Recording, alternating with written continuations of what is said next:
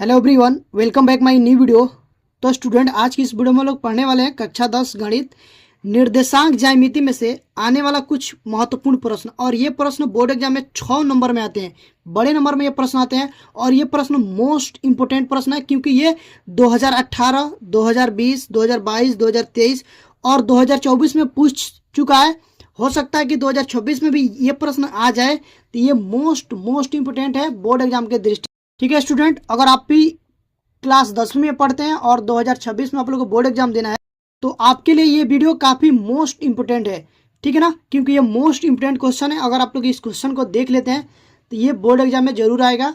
और ये नहीं आता, इस टाइप से क्वेश्चन तो आएगा ही आएगा।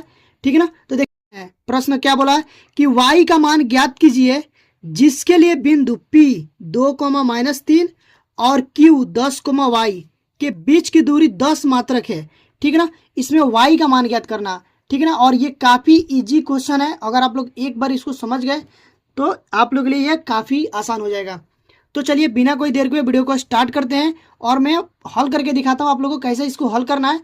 और बोर्ड एग्जाम में जो हल करने का तरीका होता है वो भी मैं इस वीडियो में बताने वाला हूँ। तो आप लोग वीडियो में बने रहें और वीडियो को अंत तक देखें। अगर आप लोग मेरे चैनल पर पहली बार विजिट किए हैं, यानी कि चैनल पर पहली बार आए हैं, तो चैनल को सब्सक्राइब करके बेल आइकन को प्रेस कर दीजिए ताकि जो भी वीडियो डालूँ इस तरह का, तो उसका नोटिफिकेशन आप लोग पास तुरंत पहुंचे और आप लोग तैयारी अच्छे से हो पाए। ठीक है, तो देखिए इसको हल कैसे करेंगे। सबसे पहले यहाँ पर हम लिखेंगे हल।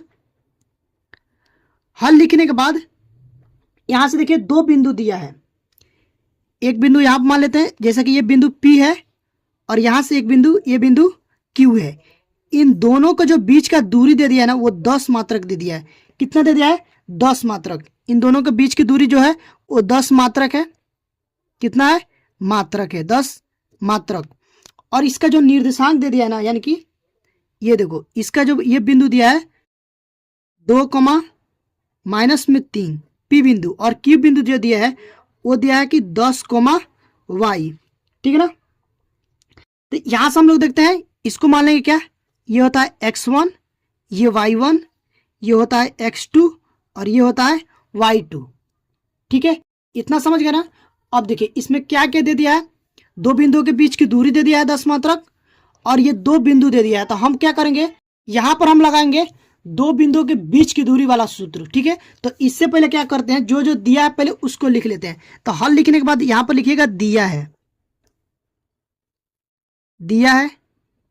अब देखिए क्या क्या दे दिया है, दे दिया है दो बिंदुओं के बीच की दूरी, दो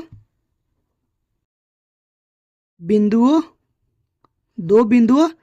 के बीच की दूरी, बीच की दूरी कितना दे दिया है?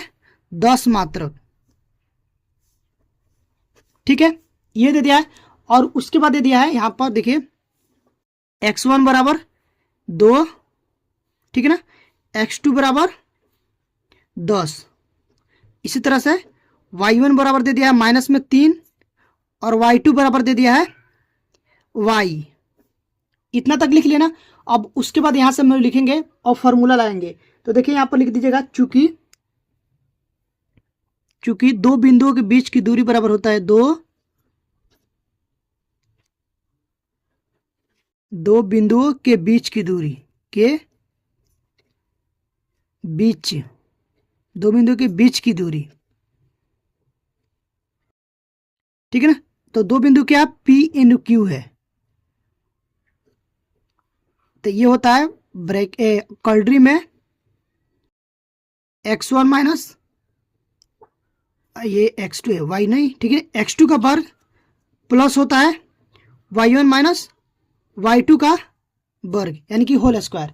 ठीक है, ये फॉर्मूला होता है। तो इस फॉर्मूला को हम लोग यूज करेंगे। तो यहां से हम लोग देखते हैं PQ बराबर, यहां से हो जाएगा, साफ साफ एक बार और लिख दे रहा हूं, देखिए x1 माइनस x2 का वर्ग प्लस y1 माइनस y2 का वर्ग। ठीक है, तो इस पर हम लोग को ये मान भरना है। तो अब देखिए यहां पर जो दे दिया PQ के बीच की दूरी कितना दिया है? 10 मात्रक। ठीक है, अब देखिए x1 का मान कितना है? 2, ये माइनस है तो माइनस, x2 का मान कितना है? 10, तो यहां से हो जाएगा 10। इसको ये बर कर लेते हैं प्लस। देखो y1 का मान माइनस में 3 है, y1 का मान माइनस में 3। अब देखिए यहाँ से हम लोग क्या करेंगे, लिख लेंगे यहाँ पर माइनस में 3 और यहाँ से ये माइनस में है, ठीक है ना। इसको ऐसे पहले ब्रैकेट में कर लेते हैं। ये माइनस में y2 का मान, तो यहाँ से हो जाएगा माइनस, ये हो जाएगा y, ये पूरा ब्रैकेट में इसको होल स्क्वायर कर लेंगे, ठीक है ना। इतना समझ गए ना। अब देखिए यहाँ से हो जाएगा 10 बराबर, यहाँ से हो जाएगा 2 माइनस 10 का होल स्क्वायर प्लस, ये देखो ये माइनस में 3 और ये हो जाएगा माइनस में y का होल स्क्वायर। इतना तक समझ गए ना। बस इसको थोड़ा सिंप्लीफाई किए हैं।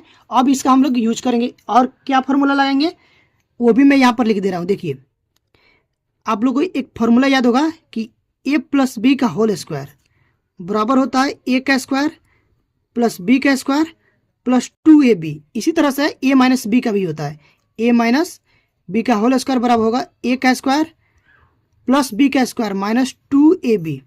ये फार्मूला होता है, दिख रहा है ना।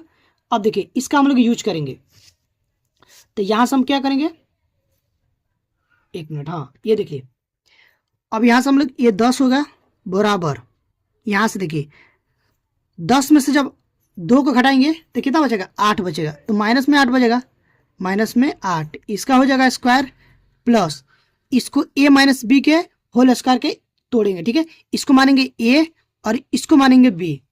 तो अब देखो a है, 3a है, तो जब 3 का वर्ग करेंगे तो कितना हो जाएगा, 9 होगा और ये प्लस में आएगा, ठीक है। और उसके बाद से a square plus b square, b की जगह क्या है y, तो यहाँ से हो जाएगा y का स्क्वायर। और उसके बाद से जो क्या है माइनस में है, तो माइनस 2a है, तो a की जगह क्या है माइनस में 3 है और b की जगह पे है y, ठीक है ना। इतना सब समझ गए ना। अब देखिए यहाँ से हो जाएगा 10 बराबर 8 का जब वर्ग करेंगे तो कितना हो जाएगा, 8/64, माइनस में है लेकिन प्लस में आएगा, ठीक है। प्लस यहाँ हो जाएगा 9 प्लस y का स्क्वायर। अब देखिए यहाँ पर ये माइनस माइनस क्या हो जाएगा प्लस, ठीक है ना। और 3 दूना 6 y, इतना हो गया ना। अब देखिए क्या करेंगे, इसको जोड़ देंगे, तो यहाँ से हो जाएगा 10 बराबर अंडर रूट, पहले y स्क्वायर लिख लेते हैं, y स्क्वायर प्लस उसके बाद ये लिख लेंगे 6y, उसके बाद से लिखेंगे प्लस 64 और 9 कितना हो जाएगा 73 हो जाएगा, यहाँ से हो जाएगा 73। अब देखिए इस कलरी को हटाना है यानी कि अंडर रूट को हटाना है, तो क्या करेंगे दोनों तरफ वर्ग कर देंगे। यहाँ से लिखेंगे दोनों तरफ वर्ग करने पर, दोनों पक्षों का लिख दीजिएगा, दोनों पक्षों का वर्ग करने पर, वर्ग करने पर। तो जब वर्ग करेंगे दोनों पक्षों का, तो देखिए यहाँ से क्या हो जाएगा, यहाँ से तो हो जाएगा इसका वर्ग हो जाएगा 100, 10 का वर्ग कितना होता है 100 बराबर, इसका जब वर्ग करेंगे तो ये कलरी हट जाएगा, तो यहाँ से हो जाएगा y का स्क्वायर प्लस 6y प्लस 73, ठीक है।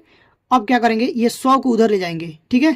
तो इधर क्या हो जाएगा माइनस में हो जाएगा, तो यहाँ से हो जाएगा y square plus 6y plus 73 minus में 100 इक्वल टू 0। समझ में आया क्या किए हैं, इसको उधर लाए हैं लेकिन पहले ही इसको लिख लिए हैं, ठीक है ना। इतना समझ गए। अब देखिए अब ये कितना हो जाएगा y स्क्वायर प्लस 6y, 100 में से जब 73 घटाएंगे तो यहाँ से बचेगा माइनस में 27 इक्वल टू। अब देखिए यहाँ पर एक समीकरण के रूप में आ गया, इसको हम लोग क्या करेंगे गुणनखंड करेंगे। तो गुणनखंड देखिए कैसे करेंगे, यहाँ पर ही कर देते हैं, ठीक है।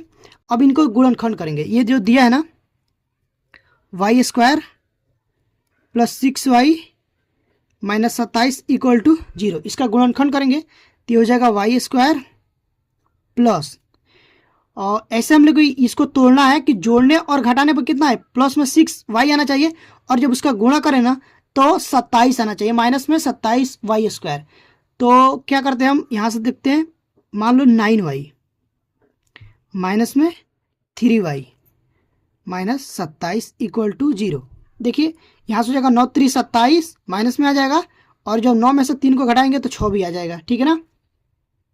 तो ये हो गया, इतना हो गया।